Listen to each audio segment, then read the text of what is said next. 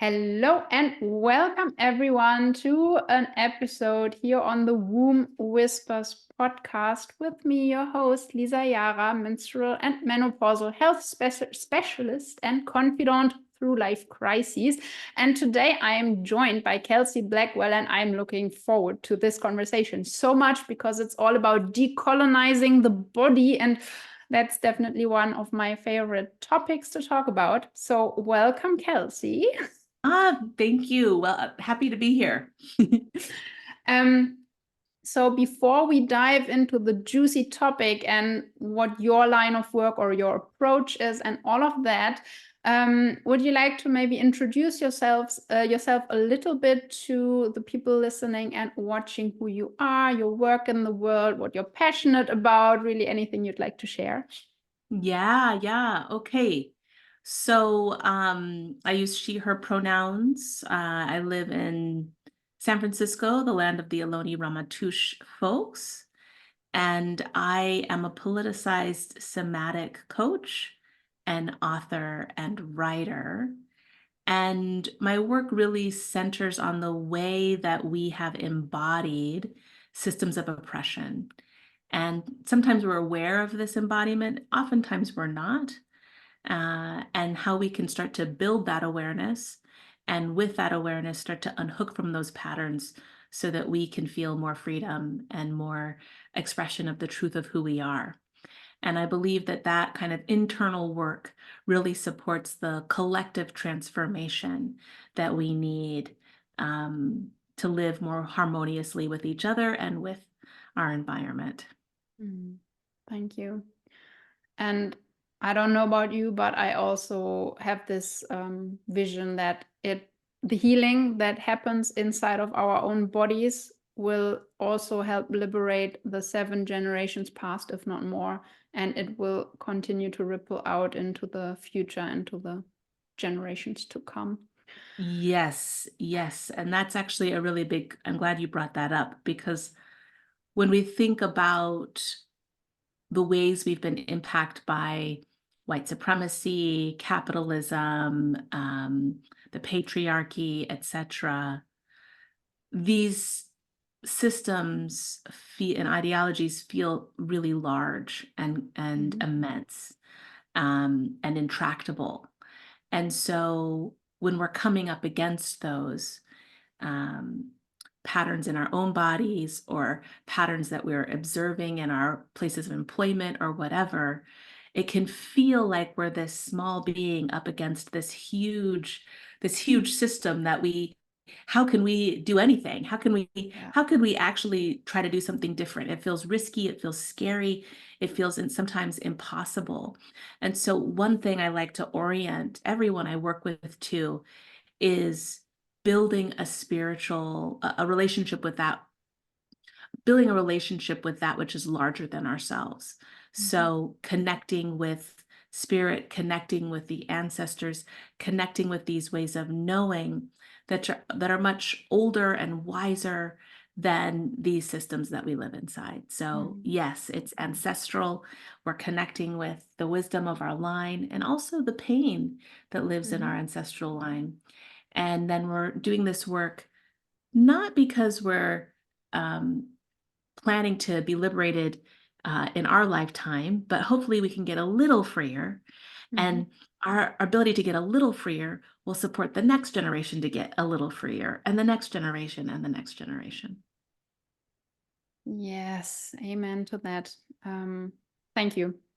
Yeah. Very true. And also this frustration and powerlessness when we think of these systems and when we start to realize and that we live in them.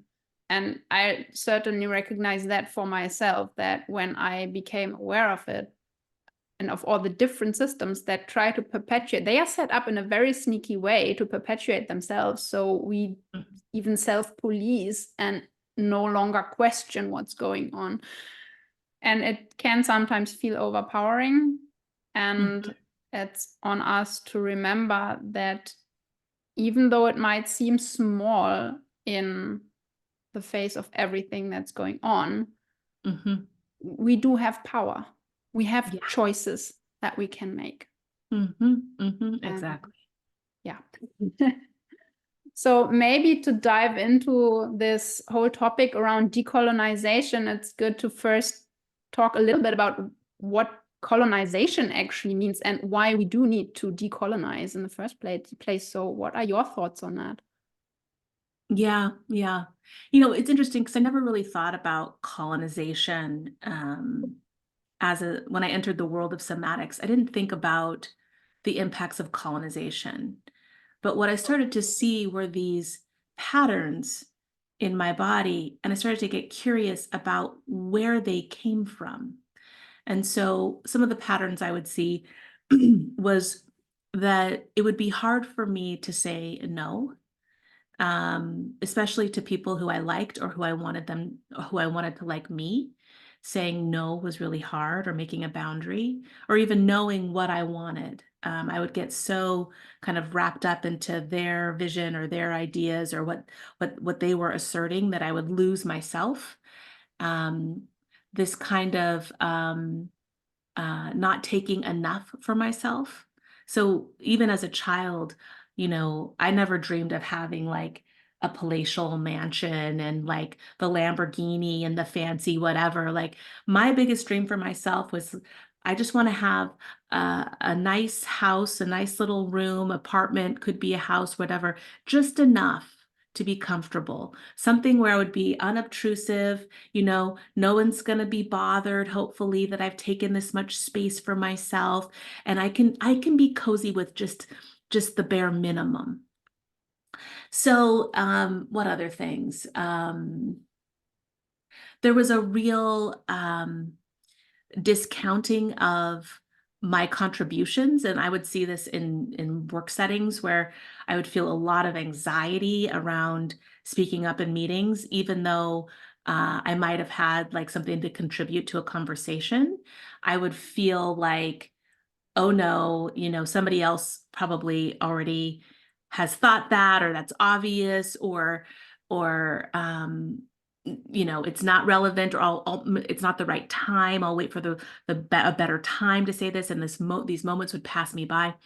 So I saw all these patterns in me, and you know, when you first come into this work, the tendency is to think, oh, there's something wrong with me. I need to fix myself. I need to be more confident. I need to have bigger dreams.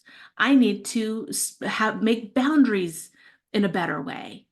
And luckily, through both somatics and my approach as a longtime Buddhist practitioner, I recognized that self-flagellating or punishing myself was perhaps not the pathway toward healing. And maybe there's another way. And so I got curious about, well, where did these patterns come from? Because I see them in myself, but I also see them in my mother. I also see them in my father. And then when I looked even more globally, oh, I see them in marginalized bodies kind of all over the world.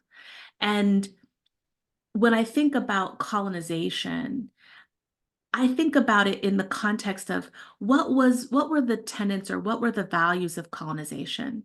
And essentially, this is where a dominating power goes goes to another land mass and uh, asserts their authority as a way to concentrate resources to uphold their power and uh, increase their wealth, right? So it's a way of concentrating resources for the few, and the bodies that live in those places become servants to that goal.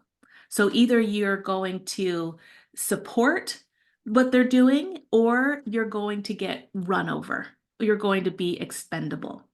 And so looking at my own history, you know, my ancestors are from Africa, so I have the transatlantic slave trade in my line, as well as I have ancestors who came as, religious refugees from Europe, right? So I have folks in my line who were escaping something, both people who were persecuted in some way, and also folks who, once they landed in the New World, did some persecution, right? So I just name this because it's not simple the way that these threads live in us. But when I think about colonization as a whole, it's like that system is the foundational system that supports all these other ways of oppressing and alienating and asserting authority, etc. So what is the mindset that's needed to go into another country or another land and say, we are the dominant force and everything that you have is actually for us? That is the same mindset that's needed to engage in racialized capitalism. It's the same mindset that's needed to lift up the patriarchy. It's the same mindset that's needed to assert Islamophobia or transphobia, etc. We are a dominating force, you are other, and you are either in service to empowering us or you are expendable. And so when I connected those those root traumas to my own body, I could see that the impacts of colonization weren't as far away as maybe I thought. This has been passed down from generation to generation to generation, and now it lives in me. And I also like this image of colonization because I like to think about, well, what before colonization, what was humans' relationship with land and place? And if we could get, even though, you know, we've been colonized for 500 years, the human species has been alive much on this earth for 20,000 years. And so we have more history living in a different way than we do underneath these systems. And I think that that different way of living is something that we need to start to feel for and get back to if we are to ultimately continue our time on this planet. And something that only came to my attention recently when someone said it was like, there were times when, and some cultures still do, we were living in tune with the land and we were moving across the land. So when one area wouldn't be as fertile anymore and didn't feed the people, they would move to a different place. So that area had time to recuperate and refertilize itself. Yeah. And in that way, we were stewarding and moving locations. And at some point, and we were doing that all over the world. And at some point, we started to settle down. We became settlers and grew crops and all of that. And isn't that basically the first time colonization happens? Because what's the difference? Or maybe there is a difference, but I see it like, okay, now this is my land. Now this has to feed me. And then, of course, when you claim this kind of land that has to feed you now, you have to exploit it because it doesn't have time to recuperate and refertilize itself as it would have had you moved to a different place, right? And so maybe that were like the first inklings of colonization right there, when people began to settle and grow crops in that way that they did. And that has then definitely gone on for a very long time. And I personally also very much relate to this, that one marker of colonization is this separating the people from their land and separating us from our bodies, putting mind over matter, mind over body. And I know that this is also part of the healing that you bring and your approach, that we need to get back in touch with the land. And for my work, it's of course getting in touch with your body as well. Well, you do too, decolonizing the body, that's it, right? To really release all these structures that have been so ingrained and passed on through generations. And as you say, this will not cease in this generation, but we can make it a little easier for the next generation. Right. Right. Yeah, it's interesting.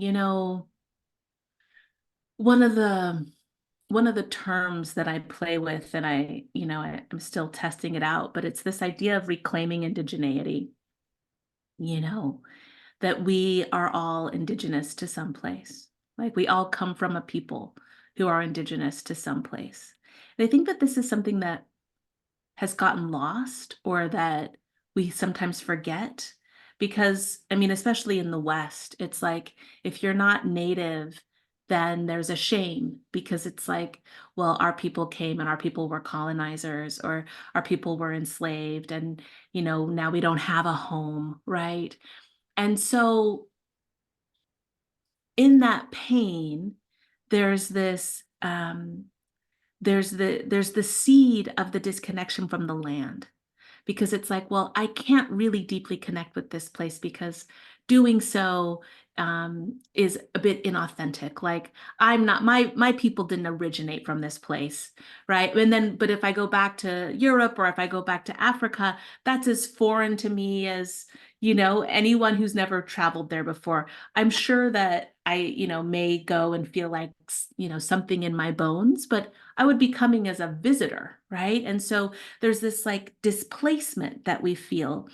And that displacement is that the seed of disconnecting us also from our bodies.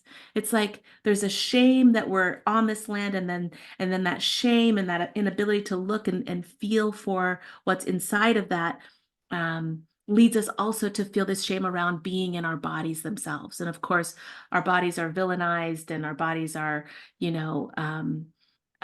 we're taught that there's things wrong with them from an early age. So there's layers of reasons that this disconnection has happened. But that shame is really in service to the systems of domination that we live in.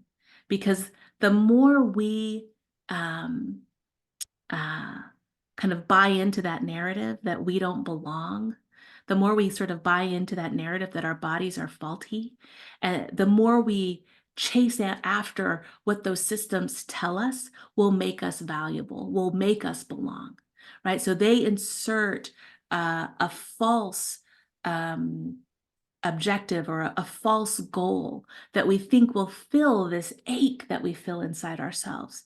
And so we chase after that. We chase after that, and um, the way that we go for that, it's like there's an intensity there, especially out here. Like people will hustle, and that like intensity is coming from that seat of like, I don't feel like I'm enough, or I feel bad about how I look or how I feel, or there's something wrong with me.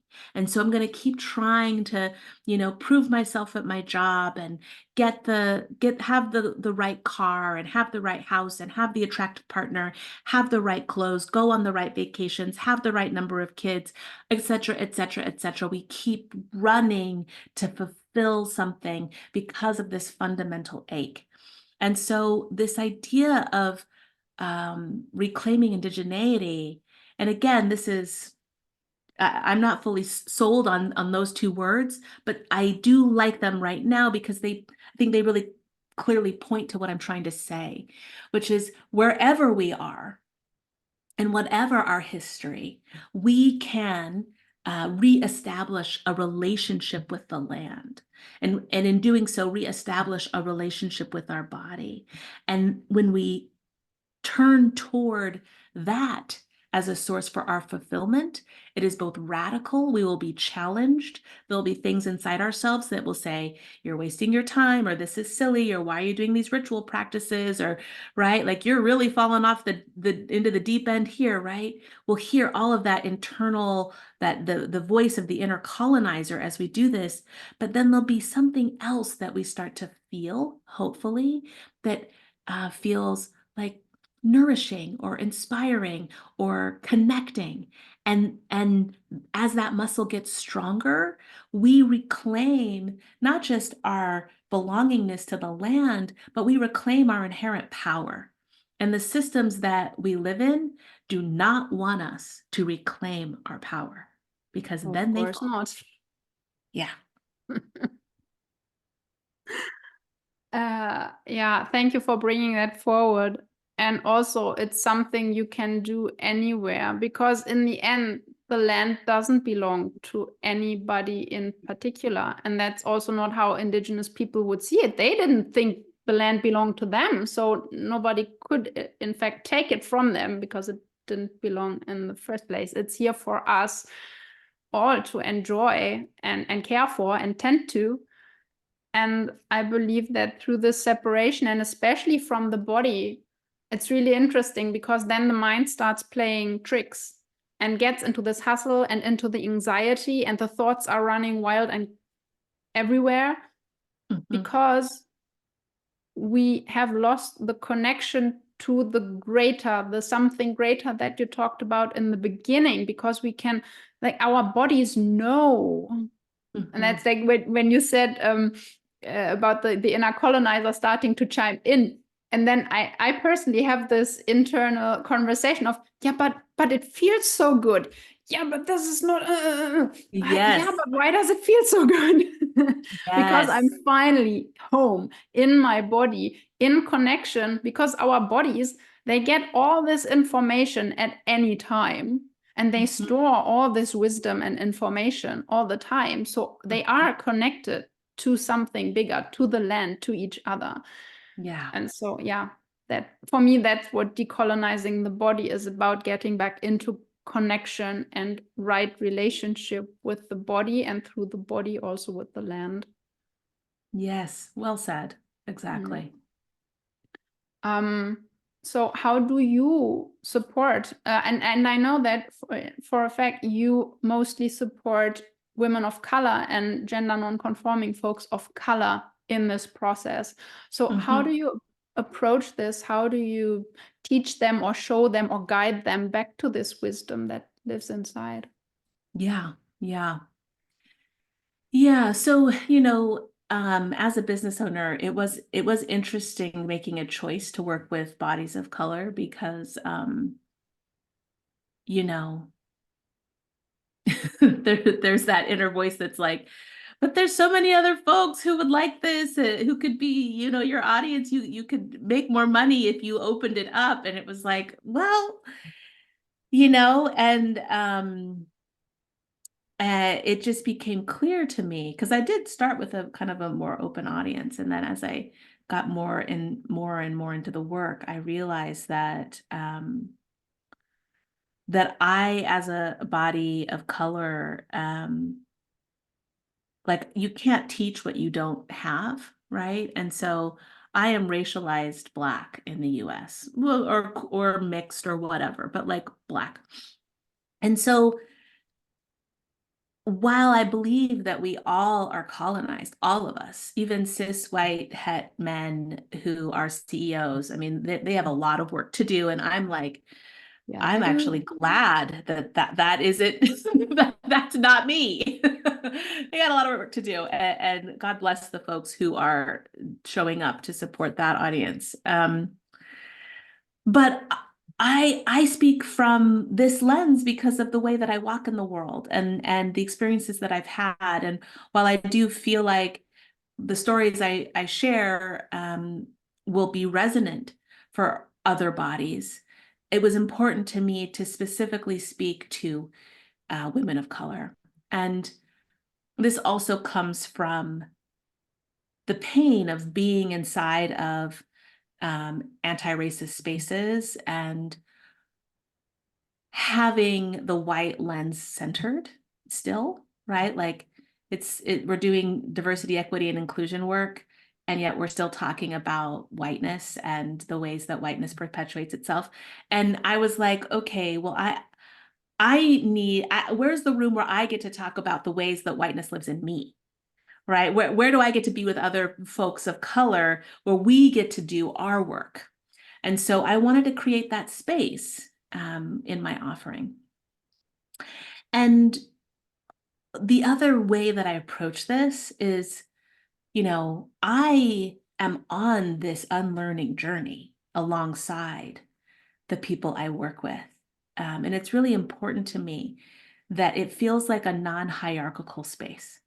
Like I will certainly bring in topics and bring in exercises and reflect what I'm hearing and seeing. But I also, I get to learn a lot. I get to share what's coming up in my own life. I didn't want to be like, the guru on the stage saying like, I've arrived and you can too. Like that just felt so inauthentic to me. I want to be with folks in the conversation saying, I don't have the answers. But I believe if we come together and we actually talk about these things that we don't often get to talk about, that we can arrive at a way forward together. And so that approach is really central.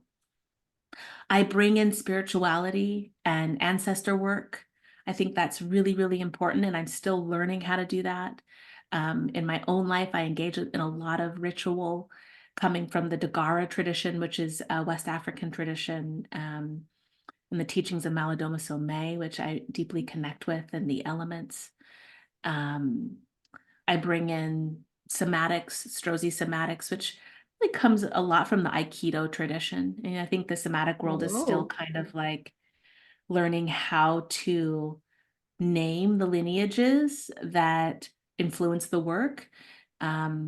It's no coincidence that like the names in somatics tend to be white men and women that are getting the credit. And that's not because they're more skilled. It's because society has said you're legitimate, so we'll listen to you. But they got those teachings from other bodies, other bodies, other bodies. And a lot of them come from Asia. So yeah, I weave in what I've learned, and I'm continually learning how to name and honor the lineages where that teaching comes from. And then I bring in a lot And you also of said the Buddhist practices, right? You said that you have your Buddhist practice yes. as well. So along, it's interesting because I've been a Buddhist practitioner for so long, and it just feels I almost don't name it because I forget how deeply I am shaped and it infuses my world. But it comes through, like when I was working on my book, I was like, oh my God, I'm so Buddhist, and how that comes through is this sense of like nobody's broken, that we're all fundamentally whole, we're all fundamentally complete. And I am not guiding you to fill the missing piece that's gonna complete you or fix you. But rather creating space for your own wisdom and affirming your own wisdom to come through. And, in this journey toward liberation, I really see that we each are like different facets of a brilliant stone, and if we can just buff our facet is already there. We just need to like buff it up a little bit, and then it can shine so brightly. And other people will see it and be like, wow, and it's not like, oh, be them. It's like, oh, what's the truth of me? What's the deep, like, where do I radiate? What do I know? So that view really comes from the teachings of Trungpa Rinpoche. And then the last piece that I'll name is, and this is such an important piece, but two really powerful teachers, Cynthia Winton Henry and Phil Porter, and meeting them was like, it was, I feel like higher power intervening and saying, bring these bodies together, because it was very serendipitous. And their work really, really shapes decolonizing the body. And they, it was my entry into somatics before I even knew what somatics was. They teach a practice called interplay, which is a body wisdom practice rooted in movement, storytelling, and song, which they say are birthright practices. And so that that framework, and I did an intensive with them. I teach with them. I'm still in touch with them. I'm very much involved in that community. But before I even went into somatics, I was bathing in Buddhism and interplay, and I could just feel how days of singing and moving my body and storytelling and creativity, and I just was like, wow, like it was like the world went from black and white to color. Like I was just like, this is what's up, you know? And it just reminded me, and you know, how they teach it is like, uh, this is the way that humans have historically related and made sense of their world. And these are things that were lost due to the impacts of colonization. They don't say that or name that, but that's how I see it. Mhm. So, so yeah, those are the lineages that weave into decolonizing the body. Wow. And that's also why I wanted to specifically speak with you, because I love how you center on the bodies of color, because I'm a white person and I know that there is some healing that you need to do in your circles, because only someone who can, as you say, reflect your own experience back to you from a place of truly understanding what you've been going through. That's Yeah. the importance. I know that healing is also a personal thing. To some degree, it's an individual process, but also it's a social and a collective and a communal way of healing Yes. that's Yes. necessary. Yes. Absolutely. Yes. And that's Yeah. why it's so important to have these spaces where we are truly seen and understood for who we are, because someone else has been in that shoes or Yes. is still. Because similar to you, I see myself not as the one guru leading the way, but rather me wanting to support you in bringing out the wisdom that lives inside of you, inside of your body. As I've shared before, I believe that your body holds so much information and all the wisdom you need. Sometimes we just need another person to help us recognize the true power we have, and that's Yeah. okay. Right. Yes. I sometimes say, like, being a leader and part of the group, because yes, someone needs to lead, but it doesn't have to be the same person all the time. Like this kind of collective leadership. In some Yes. area, someone might be really good and then they can lead in that area. And then in another area, it might be someone else because they have a different experience and they can lead the way. Yes. So we Yes. learn from Exactly. each other. Yes. Yes. And I love being led by other people. Yeah, it's nice to not have to do the work all the time. It's not Oh, holding I the love it. torch. I love it. I'm like, yes, lead us, lead us. Yeah, you know, totally. And that piece of the collective, you know, I work one-on-one with people and I lead this 8-week program, and I'm just really realizing that, you know, this is still kind of in the oven, but I'm like, yeah, you know, the collective piece is so important. We need to feel a sense of fellowship. Like we can do practices and be supported in our own, you know, spiritual um um connection, and deepening that trust, you know. But then we also really need to be with like-minded folks who, when we say, like, I had this dream and it was my grandpa and then I remembered this thing, they aren't going to be like, you're like out there. They're just going to be like, oh wow, like tell me more. Oh, that's so interesting, you know.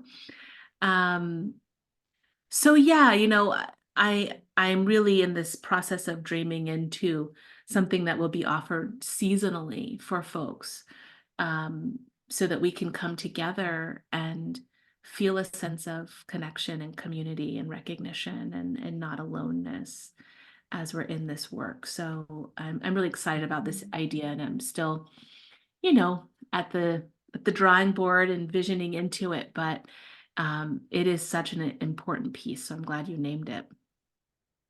Yeah, and also I just remember that I have followed a panel on astrology from 6 different astrologers from all walks of life and different colors.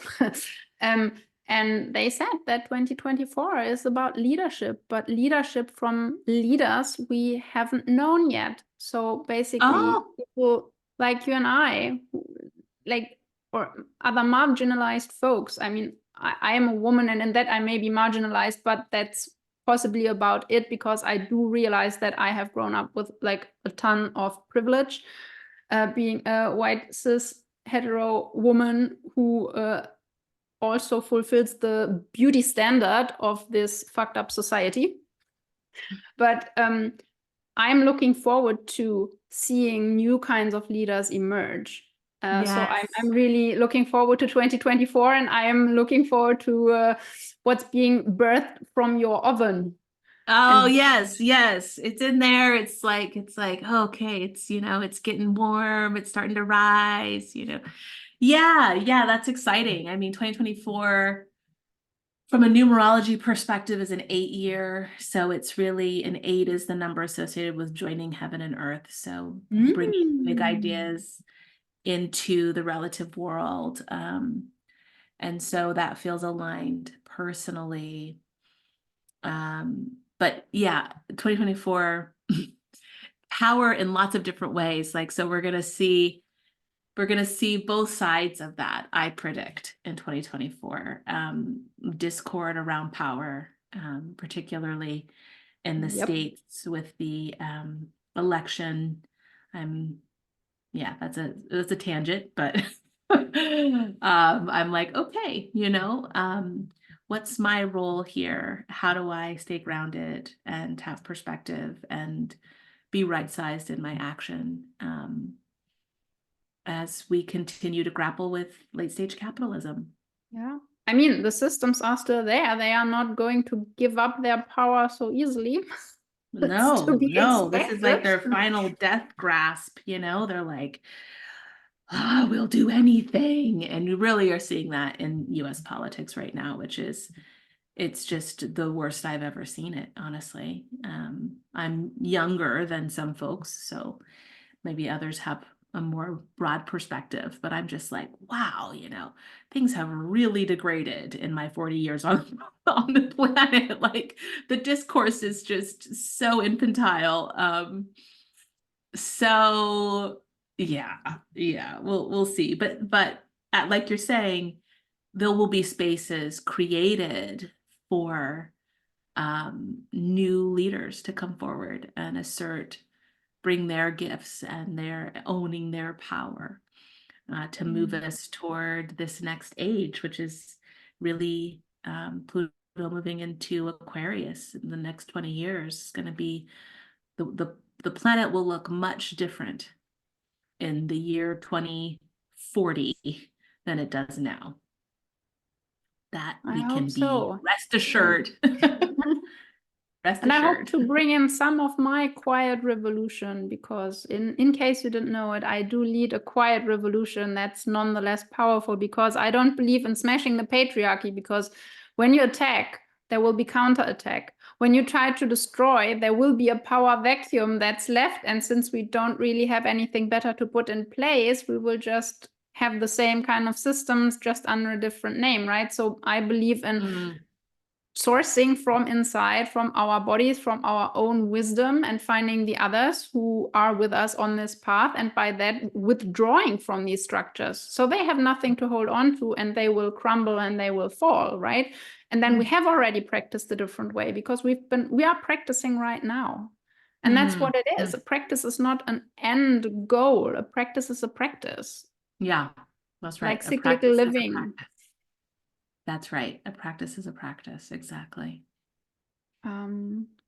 Yeah, so for someone who would like to start decolonizing and becoming more attuned to their body, where would you guide them? What would you suggest they start doing to, get on the quiet revolution, get on this path of decolonizing the body? Yeah. Well, I would just say, first, like, what an exciting intention to have, because I find this work to be so enlivening for a lot of different reasons. Like, this is the path of gentleness. This is the path of rest and reflection. This is the path of attuning to what's alive in you. And like you said, oh, this feels so good. And rather than fighting it, like trusting that as a guide. This is a creative path. It's relational with the more than human world. It's deeply spiritual. You'll be astounded by the connections you make or what comes to you when you start to open yourself up to another way of relating with the world. So just want to say, like, what a beautiful intention to make, to turn toward like a way that supports you to be more free, and ultimately, hopefully, humanity to be more free. And I want to say that because when we think of decolonizing the body, and I see this a lot with my clients, folks often come in like ready to get to work, ready to like the hard work, please. Yes, yes. And I often will say, like, is this something that's familiar to you? Like when you start something new, do you often come in and you're ready to do the hard work? Because maybe we could approach it differently. Right? Like, how's that working out for you? And like maybe there's another way to lean in here. So, and that's connected with intention. It's also connected with our pace. It's connected with how we view progress. Oftentimes we want to see like measurable things, or we want, especially when it comes to the body, we want to not feel the pain or the suffering or the aches we're feeling anymore. But this work isn't about like self-soothing. I mean, sure, that's part of it. Part of it is like having practices that we can turn to help us work with bodily sensations as they arise, but it's not about making those go away, right? Like, we think if we're painting or we're sad or we're depressed, there's something wrong with us. And what I would say is that all of this is wisdom. Like, this is your body's wisdom. Our bodies were designed to feel emotions and sensations. And when these things show up, yes, we want to address them, but not so that they just go away, but so that we can start to understand what is it they're communicating and how can I honor the wisdom that they're holding. So rather than like trying to get through it, we're learning how to stay in relationship with it. And that is the case in so many different ways. Okay, let me get back to your question. Okay, so question was how to start. So this to start, I mean, speaking of relationship, I heard another teacher I really like, Octavia Rahim, who does a lot around rest. And someone asked her, well, how am I supposed to rest when I have all these other things going on? And, like, I don't have time. And she said, we need to cultivate a relationship with the pause. Cultivate a relationship with the pause. And I like this framework because the advice that I would give someone who's beginning this journey would be to let themselves open up to the more than human world through an outdoor sitting practice. Go outside, sit for 5 minutes a day, right? And for some people, that's like, great, can do that, right? Let me try that on. And when you're out there, you're just looking, seeing, smelling, hearing, feeling, and that's it. And you will see what arises from that place, right? So, but for some folks, that 5 minutes is like, woof, that's insurmountable. And so for those folks, I really say Octavia Rahim's advice is so good. That pause. And that pause often comes between projects. Like, you close your email and then do you immediately, check your phone? Do you immediately go answer the door? Right? Like, when we're transitioning from thing to thing, we're so accustomed to like, check that off my to-do list. Now let's get to the next thing. And what I would invite is, when we can, just setting the intention to, between tasks, just once a day, to pause and take a deep breath. That's it. Pause and take a deep breath. Feel the breath in your body, and that's enough. And like you said, the practice is a practice, and a practice is like working a muscle. So the more we do it, the stronger we become at it. And we start to see that we're able to take a pause more frequently. And then we're maybe able to see, oh, maybe I don't have 5 minutes, but maybe I could take 2 minutes and sit outside. And maybe that could grow to 3 minutes or 4 minutes, right? So that's what I would suggest, right? It's like building a relationship with the body doesn't mean like we go to the body and say we got to get to work. It's first taking a moment to just be in a moment of like, how am I? Here I am, deep breath. How am I? I'm sitting outside. What am I seeing? What am I smelling? What am I noticing? Right? And more unfolds from there. Of course, they can then get my book and get a whole bunch of other tips and suggestions to guide them on that path. Yes, and I will definitely link to that in the show notes. Thanks, Lisa. I just want to say I love the word pause. I had that on another podcast where I was talking with my guest about postnatal depression and postpartum psychosis. She had been suffering from that. And she said pause is so much easier to do than stop because stop is so harsh. And it's about not making a break between tasks, but like pausing, taking a breath, and then you can jump back in. Like a wave would take a pause. Like every out breath, at the end of every out breath and at the end of every in breath, our body actually pauses between heartbeats. It pauses. Yep. That's how we train the muscle. That's how the heart can go for like 80 years or longer, depending on how old you get. Right. Exactly. There's an aspect of this work that's reconnecting with our humanity, that we're not machines meant to be in service to concentrating resources for the plutocratic few, which is essentially what we've been trained to do. Right. Yeah.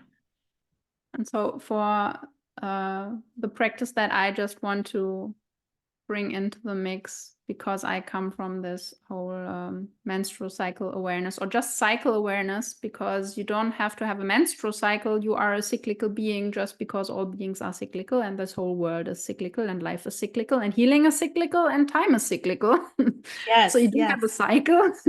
Yes. And to understand the different phases of a cycle, the four seasons, and to really sit down with yourself each day and say, okay, today is this date, for example, or this day of my cycle, if you have a cycle that you track.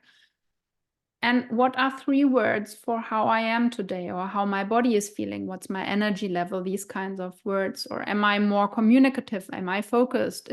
Am I more critical? And to just observe with 3 words. And that can take a minute a day. And just see, and just take it. It's basically taking the pause to acknowledge, okay, this is how I am today. And then we learn how to be in relationship with our bodies again, and to get the cues that it sends us, as you said. And I do have a free course that I will also link in the show notes, Unlock the Power of Your Cycle, just because I believe that attuning to our personal cycle, again, whichever cycle we've got, whether that's a monthly cycle, a daily cycle, a yearly cycle, and also being mindful of the life cycle and which phase of life we might be in, it's building this muscle of relationship, and it can truly guide us through life. And the cyclical way is again, it's essentially decolonization, because colonization says everything is linear and resources are limited. And now we go, what if that's not true? What if it's actually different? Yes. And more easeful? I love that. Yes. I love those 3 words, especially, it's so funny. I love your work, Lisa, because it's like having a cycle. And then every month I'm always surprised. I'm like, oh, there it is again. And, I've been having my cycle for like, what, almost 30 years. Right. And it's like, oh, to have that through 3 words, and like, there are things in my body that are cyclical. Like, there are times that I feel bloated. There are times that I feel like more exhausted there. And it's always like, what's going on? What is happening? Well, I'm just in that phase. Oh, yeah. Right, exactly. It's so silly. So maybe to wrap this up, what is your message to the people out there that are right now listening or watching? What would you like to share with them? Can be a reiteration of something you've already shared, or it can be just your message as it wants to come out right now. I would like to say that your body is your guide and your teacher, and your body already holds everything you need to live your life um, in a way that feels authentic to you. And your body is just waiting to meet you. And to think of that journey of meeting your body like walking into a friendly forest. And there's all sorts of things there. Maybe, like the first time you go, it's a little bit like, oh, am I going to be overwhelmed, or what are those sounds, or what are those smells? But if you keep showing up, establishing a relationship with your body is like your favorite trail. You start to know it. And talking about the seasons, you know it, what it's like in the fall. You know it in the spring. You know when, a certain bud comes up that the season is shifting, right? And so establishing a relationship with our body is like that. Like, let yourself be drawn by the curiosity. And you don't have to stay all day, just hang out for a breath or two. But come back, because your body's got so much for you to discover, and it's for you. Thank you. I love listening to you speaking. It's amazing. Oh, thanks, Lisa. So nice. Yeah, so if folks want to get in touch with you, maybe have a look at like your program. Of course, the book is going to be linked, and I will link anything you mention right now. But like, how can they stay in touch with you? How can they connect? What's your preferred way of being contacted? Yes. Okay. So, my favorite place on the internet right now. So I have my website, which is kelseyblackwell.com. But my favorite place on the internet right now is kelseyblackwell.substack.com, which is my Substack page. And anyone who's not on Substack, I think of Substack like, there's slow food and there's slow money. I think of Substack like slow social media. Like, this feels to me like a way to have community and get to know people with depth, and in a way that I'm not overwhelmed. And so you can follow my Substack. It's called The Drinking Gourd, which is another name for the Big Dipper, which points to the North Star, which is the journey to freedom, which I say more about on my About page. And that's also where I have a free movement meditation for women of color every second Thursday. So that's a free practice space for us to come together and be in our bodies. You can find my book there, and then all my upcoming programs. So please check that out. Yes, please, folks, do. Especially, yes, but not only when you are a body of color. Because yes, I, as not a body of like different color, I also get a lot from Kelsey's work. It's I've been following that. That's amazing. Thanks, Lisa. That's right. That's right. It's the Substack is for all bodies, and some of my offerings are for all bodies as well. Thank you. Thank you so much for having been here and for this amazing conversation. It's a joy to speak to you, and I hope that we will reconnect in the future. Yes. And I will definitely watch your path of leadership rising. Yeah, thank you, Lisa. Yes, I'd love to talk astrology with you at some point, because that's another big passion of mine. Perfect. Then everyone, have a good day, evening, afternoon, whatever time of day it is right now. And yeah, speak to you next time. Bye.